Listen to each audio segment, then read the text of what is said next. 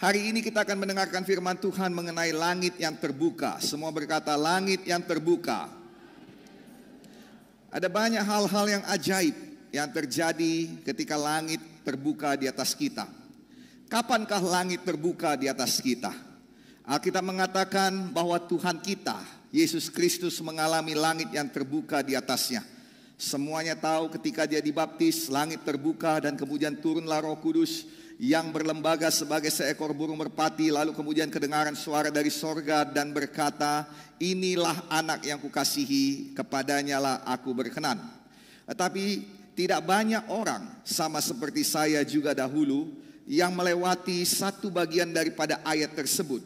Dalam Lukas 3 ayat 21 sampai 22 dikatakan, ketika seluruh orang banyak itu telah dibaptis dan ketika Yesus juga dibaptis, sedang berdoa, terbukalah langit. Jadi bukan hanya ketika dibaptis saja, tetapi ketika dia sedang berdoa, terbukalah langit. Jadi Bapak Ibu Saudara-saudari, perlu dua perkara di sini agar langit boleh dibukakan di atas kita, yaitu berdoa dan juga dibaptis. Sebentar kita akan melihat arti kedua-duanya. Tetapi kemudian saudara di sini dikatakan saudara terbukalah langit, turunlah Roh Kudus dan kemudian terdengar suara. Jelas sekali saudara dikatakan langit terbuka. Dan nanti kalau kita lihat artinya memang betul-betul langit terbuka. Dan kemudian saudara, apa artinya ini? Kita ambil ada dua perkara yang membuat langit terbuka, yaitu Yesus dibaptis, Yesus berdoa. Baptisan diambil dari arti katanya baptiso.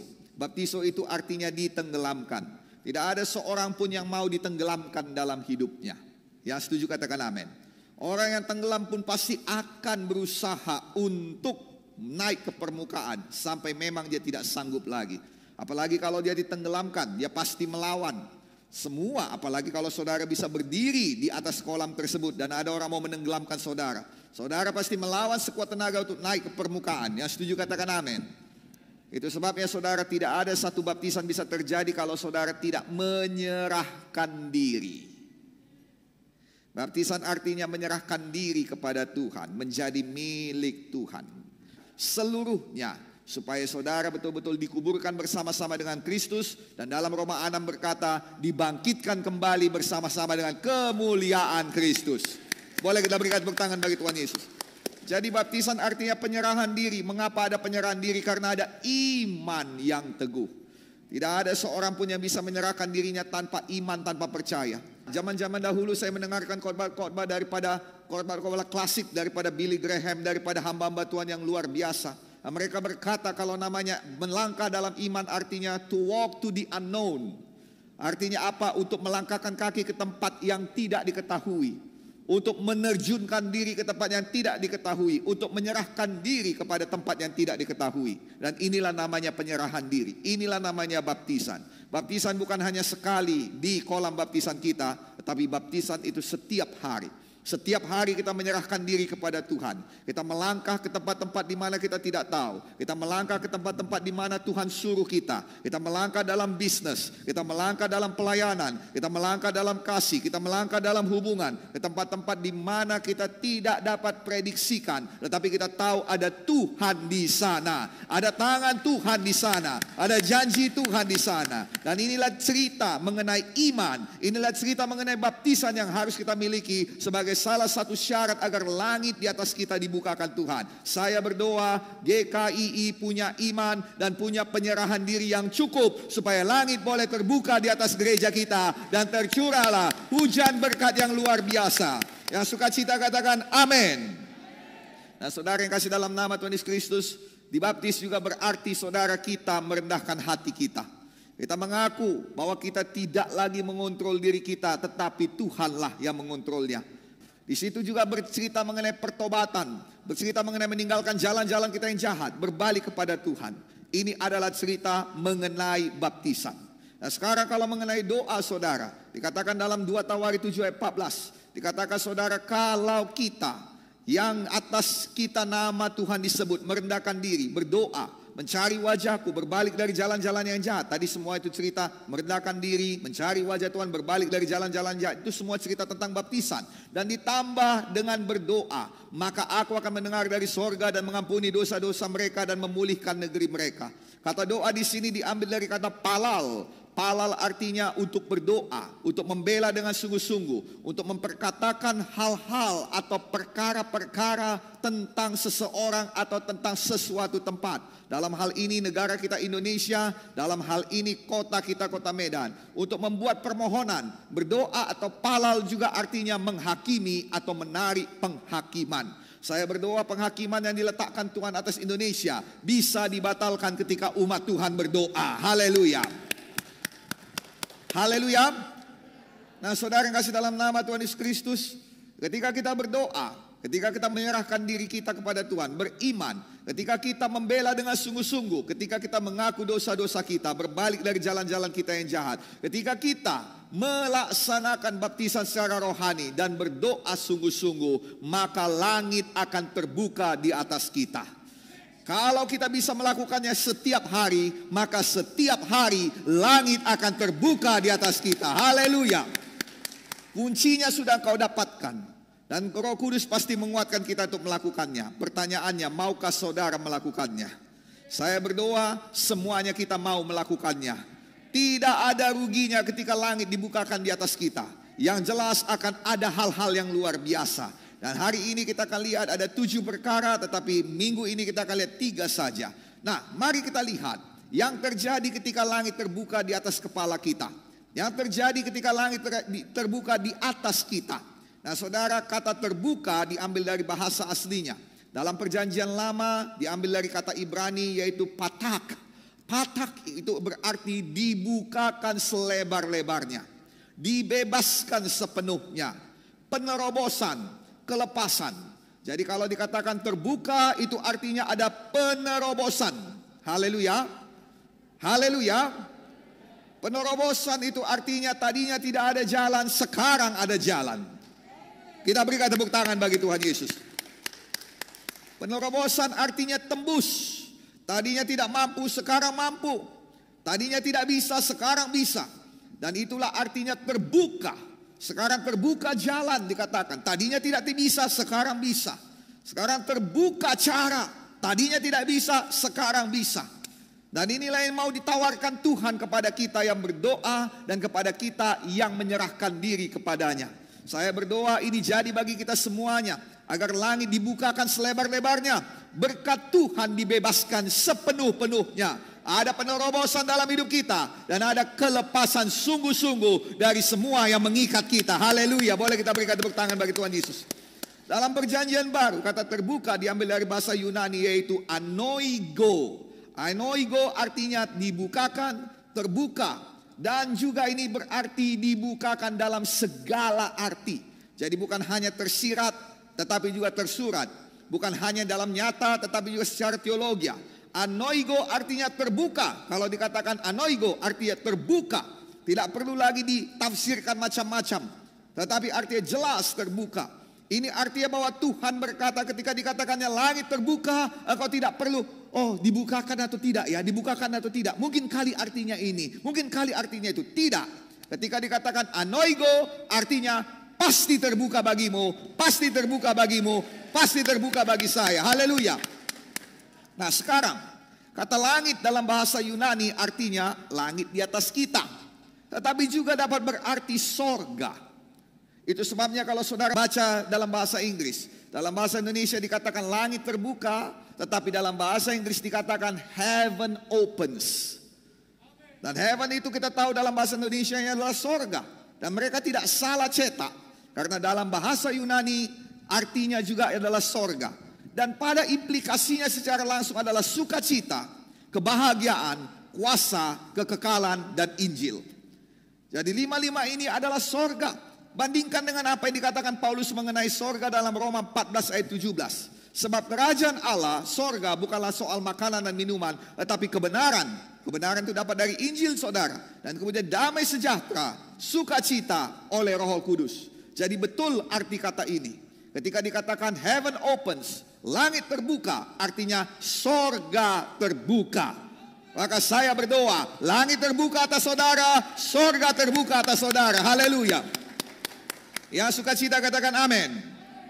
Nah sekarang, apabila langit terbuka di atas kita, maka ada 7 hal yang terjadi pada kita. 3 hal hari ini kita lihat. Yang siap katakan haleluya.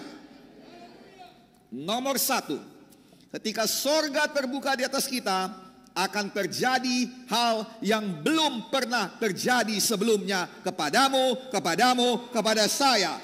Haleluya. Ketika sorga terbuka, maka akan ada sejarah baru. Haleluya. Sejarah baru dalam hidupmu, lembaran baru dalam hidupmu, tulisan baru dalam hidupmu. Betul-betul yang lama sudah berlalu. Alkitab berkata dalam dunia ini tidak ada yang baru. Segala sesuatu sudah pernah terjadi. Tetapi ketika sorga terbuka, sesuatu yang baru, yang tidak bisa dipikirkan oleh manusia, jauh melebihi apa yang kau pikirkan dan yang kau doakan, itu yang dikerjakan Tuhan padamu. Haleluya.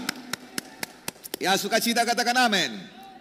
Kejadian 7 ayat 11. Pada waktu umur Nuh 600 tahun, pada bulan yang kedua, pada hari ke-17 bulan itu, pada hari itulah terbelah segala mata air samudra raya yang dahsyat, dan terbukalah tingkap-tingkap di langit. Haleluya. Orang-orang sudah lihat yang namanya air di lautan. Mereka tahu. Tetapi pada waktu itu Alkitab berkata belum pernah hujan. Yang ada hanyalah embun yang membasahi tanah itu. Tapi pada waktu itu, pertama sekali diperkenalkan kepada manusia yang namanya hujan. Dan bukan hanya sekedar hujan, tapi hujan yang sangat deras. Bisa air datang dari langit. Belum pernah mereka tahu kalau air bisa datang dari langit. Tapi sekali ini di mata mereka, mereka melihat air datang dari langit. Orang-orang yang tadinya mengejek Nuh dan berkata, kau gila, kau bodoh, kau psikopat, kau bibelon, sok rohani. Mereka tidak tahu apa tujuan daripada Nuh untuk membangun bahtera, yaitu untuk dapat melindungi jemaat Tuhan. Yang setuju katakan amin. Tapi Nuh tetap bangun. Tugas saya adalah untuk melindungi saudara. Tugas saya adalah untuk melindungi pelayan-pelayan Tuhan. Dan mungkin engkau tidak mengerti. Banyak orang-orang luar sana tidak mengerti. Dan mereka mengejek. Gak apa-apa. Nah, dengarkan baik-baik sayang. Satu hari akan dibukakan tingkap-tingkap di langit. Nah, mereka terkejut bahwa sebenarnya bisa air turun dari langit. Dan mereka terkejut bahwa sebenarnya apa yang tadinya dikatakan tidak mungkin jadi mungkin. Bahwa yang tadinya bahtera itu yang ada di atas gunung ternyata bisa juga menjadi pertolongan dan bisa menjadi penyelamat. Tadinya orang berkata, gimana caramu menurunkannya ke lautan? Tetapi ada cara Tuhan. Saudara kasih dalam nama Yesus, Alkitab menuliskan, ketika sorga dibukakan, ada hal-hal baru yang terjadi. Dalam Yohanes 9 ayat 1 sampai 11 dikatakan saudara, bahwa ada orang yang tidak pernah melihat sejak ia dilahirkan. Ketika sorga terbuka, pemberian sorga yang terbesar adalah Yesus Kristus. Haleluya. Dan inilah yang dikatakan Stefanus, aku melihat langit terbuka dan anak Allah berdiri di sebelah kanan Allah Bapa. Penglihatan yang terbesar, pemberian yang terbesar, berkat yang terbesar dari sorga, dari langit yang terbuka adalah Yesus Kristus. Dan orang buta ini bertemu dengan seseorang, dia tidak kenal siapa, tapi dia katakan, aku tahu orang itu meludah ke tanah, dan kemudian mengaduknya, dan kemudian menjamah mataku, dan kemudian dia suruh aku membasuh diri, dan setelah itu aku bisa melihat. Pemberian yang terbesar ialah Yesus. Dan bagaimana itu bisa terjadi ketika sorga terbuka. Ketika sorga terbuka, kita tidak tahu berapa lama dia buta. Kita tidak tahu berapa tahun umurnya, tapi sejak dia lahir dia tidak bisa melihat. Dan sudah pasti sampai dia mati dia tidak bisa melihat. kecuali sorga dibukakan baginya. Saya berdoa saudara, ada beberapa di antara kita di sini yang sudah dipastikan nasibnya. Nasibnya miskin selama-lamanya, nasibnya menderita selama-lamanya, nasibnya sedih selama-lamanya, sendirian selama-lamanya. Tetapi sorga dibukakan baginya, ada sesuatu yang baru terjadi. Haleluya. Ada sesuatu yang baru terjadi. Semua berkata ada sesuatu yang baru terjadi bagi saya. Amin. Saya berdoa ada sesuatu yang baru jadi dalam bisnismu juga, jadi dalam usahamu, jadi dalam gereja kita, jadi dalam pelayanan kita, jadi dalam hidup kita, jadi dalam masa depan kita. Haleluya. Imani ini, amin. Ketika sorga dibukakan dalam Kisah 14 ayat 8 sampai 10, di Listra ada seorang yang duduk saja. Dia bukan tidak ibadah, dia ibadah. Dia bukan tidak dengar firman, dia dengar firman. Dia melakukan semuanya tapi dia tidak bisa pergi. Kenapa? Karena kakinya lemah. Sayang, saya berdoa kaki rohanimu tidak lemah dalam nama Yesus. Sehingga kau tidak hanya duduk saja tapi kau berjalan ke sana kemari anak kazo, bawa jiwa-jiwa datang ke rumah Tuhan. Haleluya. Jadi ini orang lemah kakinya. Tetapi ketika sorga turun kepadanya, sorga dibukakan, dia berjalan ke sana dan kemari. Kisah 14 ayat 10. Lalu Paulus berkata dengan suara nyaring, berdirilah tegak di atas kakimu. Dan orang itu melonjak berdiri lalu berjalan kian kemari. Haleluya. Dia tidak bisa dihentikan lagi. Amin saudaraku. Dan ini khas daripada orang yang menemukan sorga terbuka dalam dirinya. Dia pasti menjadi saksi. Itu yang pertama tadi. Yang kedua, akan ada visi-visi yang baru. Bukan satu visi tapi banyak visi tentang Tuhan. Yeskiel 1 ayat 1. Pada tahun ke-30 dalam bulan keempat tanggal 5 bulan itu, ketika aku bersama-sama dengan para buangan yang berada di tepi sungai Kebar, terbukalah langit dan aku melihat penglihatan tentang Allah. I saw visions, bukan cuma visi, bukan vision tapi visions pakai S. Penglihatan. Ada banyak penglihatan tentang Allah. Nah saudara kasih dalam nama Yesus, artinya kita bisa melihat banyak kepribadian Tuhan ketika sorga terbuka. Kita melihat banyak pekerjaan Tuhan ketika sorga terbuka. Kita melihat banyak kehendak Tuhan ketika sorga terbuka. Tahukah saudara bahwa kehendak Tuhan bukan hanya satu dalam hidup saudara, supaya engkau diberkati, supaya kau selamat, bukan. Ada banyak kehendak Tuhan yang ajaib dan luar biasa dalam hidup saudara. Nah, saudara bisa melihatnya. Nah, saudara bisa melihat pergerakan Tuhan. Nah, saudara tidak hanya melihat pergerakan musuh saja, tapi saudara mulai melihat karya-karya Tuhan. Nah, saudara ketika sorga dibukakan, akan ada visi-visi tentang Tuhan di dalam hidup saudara, di dalam pernikahan saudara, dalam rumah tangga saudara, dalam keluarga saudara. Oh, akan ada visi tentang keuangan saudara, akan ada visi tentang masa depan saudara, akan ada visi sehingga saudara semangat. Haleluya. Yang mengerti katakan amin. Mengapa kita tidak semangat? Karena yang kita lihat itu aja. Banyak orang bosan nih mengikut Tuhan. Kenapa? Karena dia tidak melihat sisi-sisi dari Tuhan. Dia tidak melihat mukjizat-mukjizat dari Tuhan. Mengapa saudara bangun pagi dan berkata, aduh ampunlah, kerja lagi, udah hari Senin lagi ya Tuhan, kenapa enggak semua hari-hari Sabtu? Karena kau tidak melihat suatu visi yang baru dalam pekerjaanmu. Tapi kalau kau melihat sesuatu yang baru dalam pekerjaanmu, kau akan semangat. Bahkan kau tidak bisa tidur, karena kau mau segera bekerja lagi. Yang mengerti katakan haleluya. Itu sebabnya saudara, ketika sorga dibukakan, Tuhan mau memberikan penglihatan-penglihatan itu pada saudara. Sehingga saudara semangat. Sehingga saudara tidak dapat menunggu lagi. Saudara mau bergerak terus. Boleh kita berikan tepuk tangan bagi Tuhan Yesus. Haleluya. Dan ini juga cerita tentang keajaiban Tuhan. Ketika sorga dibukakan, ada penglihatan-penglihatan akan keajaiban Tuhan. Bukan yang lalu-lalu saja, tapi yang akan dilakukan Tuhan juga. Saudara akan melihat keajaiban-keajaiban dalam nama Yesus. Saudara akan melihat pembelaan dan juga pertolongan Tuhan dalam nama Yesus. Karena sorga dibukakan atasmu dalam nama Yesus. Haleluya. Dan yang terakhir hari ini nomor 3 dengan cepat. Ketika sorga dibukakan, ada pencurahan Roh Kudus. Matius 3:16. Sesudah ia dibaptis, Yesus keluar dari air dan pada waktu itu juga langit terbuka, sorga terbuka. Dan ia melihat Roh Allah seperti burung merpati turun atasnya.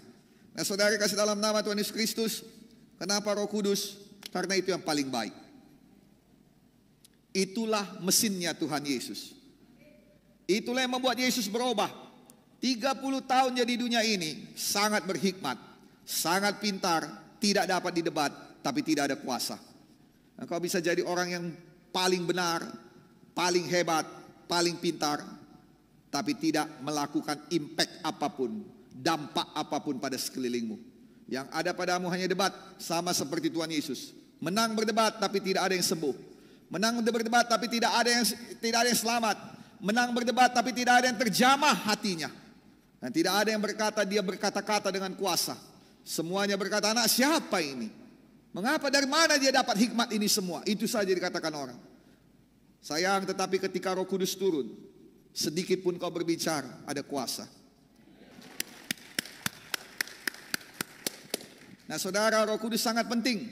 Itu sebabnya ketika kita meminta dalam Lukas 11 ayat 13, Bapamu di sorga tahu yang terbaik bagimu, Ia akan memberikan Roh Kudus kepada mereka yang meminta padanya. Itu yang paling penting.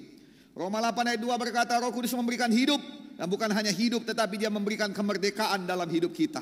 Dan itu terjadi bagaimana? Ketika semuanya berdoa.